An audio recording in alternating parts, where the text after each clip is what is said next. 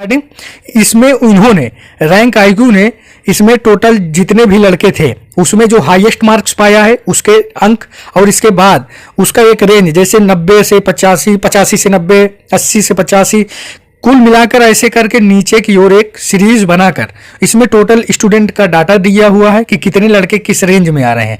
जैसे कि 50 से 55 के बीच में कितने लड़के हैं, 55 से 60 के बीच में कितने स्टूडेंट आ रहे हैं, 60 से 65, 65 से 70। तो यहाँ पर क्या होगा, जब हम इसको एनालिसिस करेंगे तो हम लोगों को एक ये आइडिया लग जाएगा कि कहाँ पर भीड़ ज़्यादा है, और उस भीड़ के जहाँ पर ज़्यादा रहती है तो आप लोगों को पता है कि जो कटाप बनती है उस भीड़ से 2 से 3 नंबर ऊपर जाकर कटाप सेट होती है। तो इसलिए आज हम लोग इस वीडियो में इन्हीं सब बातों का एनालिसिस करेंगे कि कितनी कटाप जा सकती है। और जो हमने कटाप बताया है, देखिएगा आप लोग जब पूरे रैंक आईक्यू के डाटा के बेस के आधार पर जब पूरा एनालिसिस कर लेंगे तो हम लोग अंत में देखेंगे कि कटाप कितनी जा सकती है। तो आप लोग ये अनुमान लगा पाएंगे कि वाकई में जो कटाप बताई गई है इस डाटा के बेस के आधार पर अगर कंपेयर किया जाएगा तो इसी के आसपास देखने को मिलेगी। इसके बाद जो है हम लोग इस वीडियो में नॉर्मलाइजेशन में कितने नंबर बढ़ सकते हैं और इसमें अलग अलग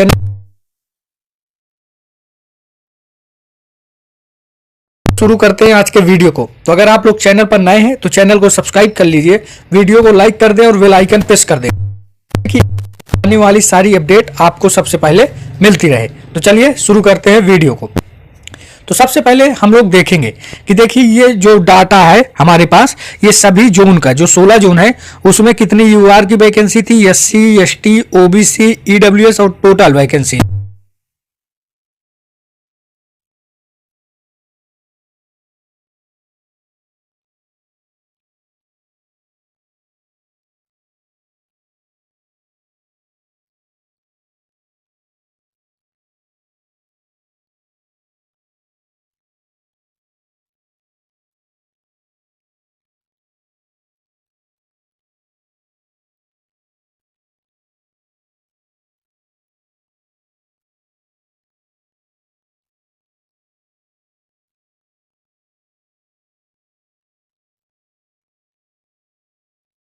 पर सीट कंपटीशन पर टोटल वैकेंसीज तो ठीक है, जहां ज्यादा होगी तो थोड़ा सा वहां पर होने के चांस ज्यादा होंगे, लेकिन मेन होता है कि पर सीट कंपटीशन।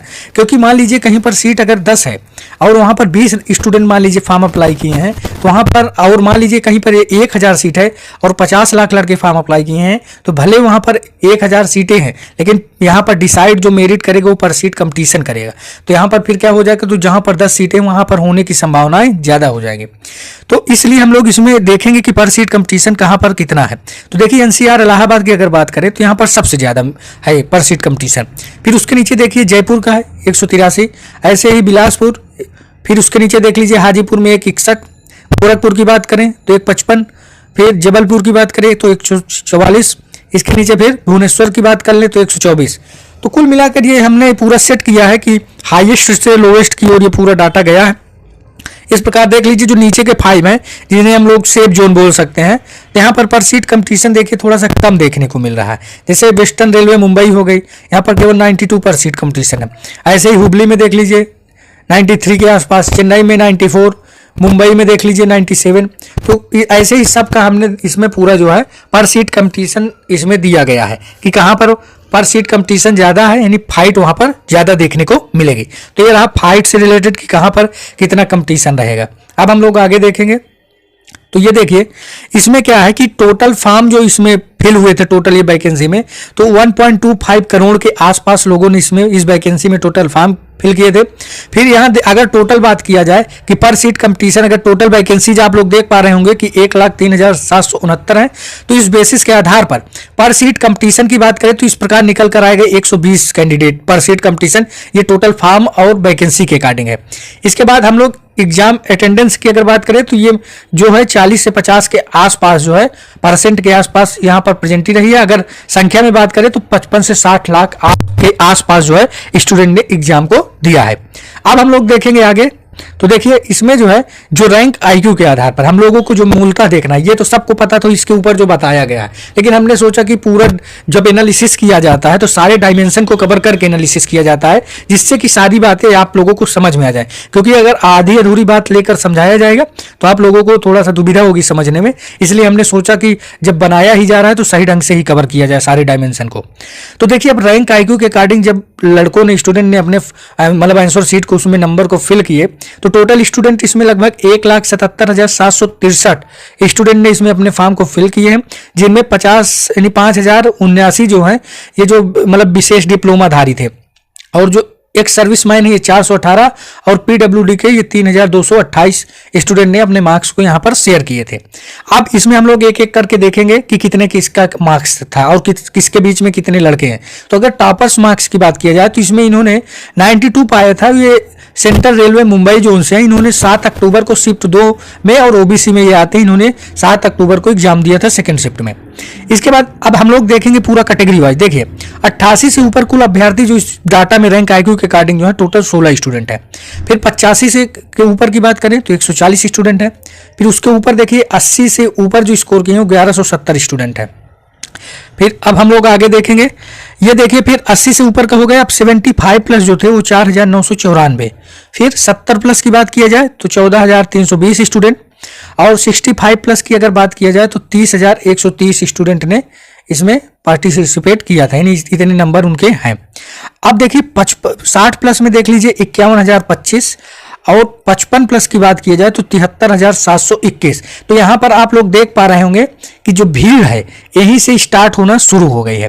फिर देखिए 55 एंड 56 के बीच में केवल 1 मार्क्स के बीच में देखिए टोटल 4500 स्टूडेंट इस डाटा के आधार पर पाए गए हैं। तो आप लोग समझ सकते हैं। अब उसके नीचे और देखिए कंपटीशन 50 प्लस में देख लीजिए 94,791 स्टूडेंट है। तो यहाँ पर फिर स्टूडेंट का जो मास है वो बढ़ता चला जा रहा है। 45 प्लस की बात किया जाए तो देख लीजिए 5 नंबर में सीधा 1 लाख का गैप आ गए, 1,11,794 स्टूडेंट आ गए। तो आप लोग समझ सकते हैं कि जो भीड़ है वो 55 के नीचे जो है काफी आप लोगों को देखने को मिल रही होगी। इसलिए जो कटाप देखने को मिलेगी, अभी जब लास्ट में कटाप बताई जाएगी तो आप लोग समझ पाएंगे कि कटाप कितनी जाएगी। इस आइडिया इससे आप लोगों को लग रहा होगा, जो सब लोग बोल रहे हैं कि 80 प्लस चली जाएगी, 75 प्लस चली जाएगी, तो ऐसे लोगों से आप लोग दूर रहिए, क्योंकि आप लोग देख रहे हैं डाटा इससे बेहतर तो रैंक आएगी। चूंकि आप लोगों को पता है कि इसमें आप लोग विश्वास कर सकते हैं, क्योंकि ये सीधा नंबर जो आपका मार्कशीट होता है उसी को लेके ही खुद काउंट करता है नंबर को। तो इसलिए इसमें ये ऐसा भी नहीं है कि पोल वाली जो होती है कटाप वो तो है नहीं इसमें कि इसमें जो मना है जिसका टिक कर दिया, इसमें ऐसा नहीं होता। इसमें पूरी मार्कशीट को अपलोड करवाता है, तब उसके बेसिस के आधार पर। तो यहाँ पर जो ये फर्जी वाला है गुंजाइश की परसेंट में अगर बात की जाए तो 0% है। तो इसमें आप लोग विश्वास कर सकते हैं। अब हम लोग देखेंगे आगे। तो ये देखिए इसके बाद जो है ये जो रैंक आईक्यू के अकॉर्डिंग पूरा इसमें डाटा दिया गया है कि प्रत्येक जो जोन है उसमें मतलब एवरेज मार्क्स स्टूडेंट के कितने आ रहे हैं। तो देखिए नॉर्थ सेंट्रल रेलवे इलाहाबाद की बात किया जाए तो 42 नंबर के आसपास देखने को मिल रही है। इसके बाद देख लीजिए बिलासपुर में 43 अंक के आसपास। फिर इसके बाद सिकंदराबाद में देख लीजिए ये भी 43.66 के आसपास। फिर आप लोग देख पा रहे होंगे उसके नीचे नॉर्थ ईस्ट फ्रंटियर रेलवे, इसमें 45 के आसपास। फिर जबलपुर में देख लीजिए ये लगभग 46.94 47 के आसपास। फिर हाजीपुर की बात करें तो 47 के आसपास। और इसके बाद साउदर्न रेलवे की बात कर लिया जाए तो ये 47 नंबर के आसपास देखने को मिल रही है। फिर इसके आगे हम लोग बात कर लें गुवाहाटी की बात करें तो देखिए इसमें 45 नंबर के आसपास। इसके बाद मुंबई की बात कर लें तो 45.55। ये एवरेज मार्क्स की बात किया जा रहा है कि मतलब यहाँ पर एवरेज मार्क्स कितने किस जोन में आ रहे हैं। फिर गोरखपुर की बात किया जाए तो 45.94। और उसके आगे फिर हाजीपुर की बात किया जाए तो वो कर चुके हैं। फिर मुंबई की भी हो गई है। फिर हम लोग बात करेंगे चेन्नई की तो यहाँ पर 47.45 के आसपास डाटा देखने को मिल रहा है। उसके नीचे देखेंगे कोलकाता की तो 48 के आसपास, तो थोड़ा सा यहाँ बढ़ा है एवरेज मार्क्स। तो इसके बाद जो उसके नीचे देख लीजिए ये गोरखपुर का हो ही गया है फिर वेस्टर्न रेलवे जयपुर की अगर बात किया जाए तो 46 नंबर के आसपास यहाँ पर एवरेज मार्क्स है। इसके बाद दिल्ली की बात किया जाए तो ये लगभग 49 यानी 50 के आसपास देखने को एवरेज मार्क्स मिल रहा है।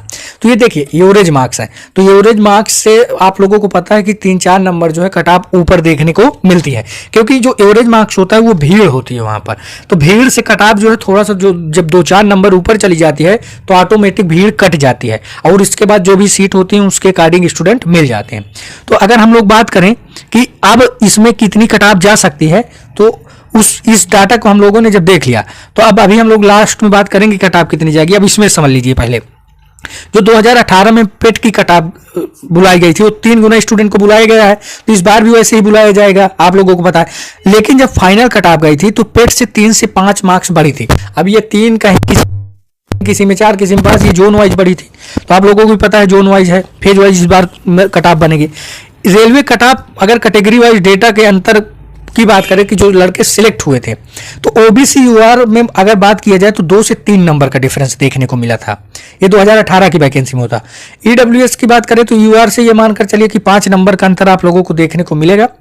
फिर एससी की बात करें तो कम से कम 8 नंबर का अंक मिलेगा, और एसटी की बात करें तो 9 से 10 नंबर का आप लोगों को यूआर से कम देखने को मिलेगा। क्योंकि ईडब्ल्यूएस जो है 2019 से लागू हुआ था, तो यहाँ पर ईडब्ल्यूएस को लिख दिया गया कि इस वैकेंसी में जो है ये फेवरेबल होगा। तो कुल मिलाकर और कुछ ऐसी वैकेंसी थी कि पुरानी वैकेंसियों में भी लगवाया गया, आप लोगों को पता है यूपी ट्रिपल एससी की जो वैकेंसी थी उसमें भी जो है इसके अकॉर्डिंग पूरा डाटा ले लिया जाता है। अब जो है ये लेटेस्ट भर्ती के आधार पे हमने इसीलिए पूरे वो देखिए कोष्टक में लिखा भी है, ये लेटेस्ट भर्ती में इसी प्रकार का कुछ देखने को मिलेगा। मतलब ईडब्ल्यूएस में जो गैप यूआर के बीच में रहेगा कम से कम 5 नंबर का आप लोगों को अंतर देखने को मिलेगा जब कट ऑफ जारी होगी। तो यह रहा पूरा मतलब इससे डाटा से रिलेटेड बातें। अब हम लोग देखेंगे अंत में कि कट ऑफ कितनी जा सकती है। तो देखिए जब हम लोग ये पूरे डाटा को एनालिसिस करते हैं तो आप लोग देख पा रहे होंगे कि जो कट ऑफ है, जो भीड़ है, और ये यूआर का जो कटअप है 60 प्लस जाएगा। ठीक, यूआर का कटअप 60 प्लस जाएगा, क्योंकि आप जान ही रहे हैं 55 प्लस में 50 प्लस में कितने लड़के हैं, 94,791 है। यानी कहीं तो कहीं जो भी भीड़ है 50 प्लस में ही भीड़ है। 50 के सॉरी 50 के मतलब नीचे में 50 और 50 के नीचे में ही आपको भीड़ है। 55 से अगर ऊपर कम भीड़ है। उसी तरह अगर हम आपको ईडब्ल्यूएस का कटअप माने तो 55 जाएगा। ईडब्ल्यूएस का कटअप जो ओबीसी से कम जाएगा और 55 से भी कम जाएगा, क्योंकि उस टाइम बहुत को मालूम ही नहीं था कि ईडब्ल्यूएस क्या है क्या नहीं। और ओबीसी का 55, 56, 54 यही कटअप जाएगा, और एससी का आपको 52 जाएगा, और 52 के आसपास, मतलब 50 से कम भी जाता है किसी किसी बोर्ड में, किसी किसी बोर्ड में ज़्यादा भी जा सकता है। और एसटी का जो है 48 जाएगा, एसटी का 48 जाएगा, और इससे कम बेसी बोर्ड पे डिपेंड करता है। अगर हार्ड शिफ्ट है तो आपको ज़्यादा, अगर किसी भी बच्चे का परसेंटाइल, किसी भी स्टूडेंट का परसेंटाइल अगर 80 प्लस है तो वो कन्फर्म उसका रिजल्ट होगा, 80 प्लस परसेंटाइल में उसका रिजल्ट हो जाएगा। ठीक है, thank you. OBC general 50 plus रहेगा, और एसटी का वही आपका 48 रह गया। और देखिए क्योंकि और जो भी देखिए 45 प्लस जो लड़का है 1,11,794, जाहिर सी बात उतना भी वैकेंसी भी नहीं है, रिजल्ट तो आ जाएगा 45, लेकिन मेरिट नहीं, फाइनल मेरिट नहीं बन। कभी पेट के रिजल्ट सोच कर नहीं ना कोई आदमी एग्ज़ाम देता है कि पीईटी में आ गया हो गया, उससे नहीं ना फाइनल मेरिट बने तो ही अच्छा है। और रिजल्ट आप लोग को बहुत जल्दी देखने के लिए मिलेगा। ठीक है, और थैंक यू फॉर वीडियो देखने के लिए, और मेरे चैनल को सब्सक्राइब करें, शेयर करें वीडियो को, और हमें सपोर्ट करें। Thank you.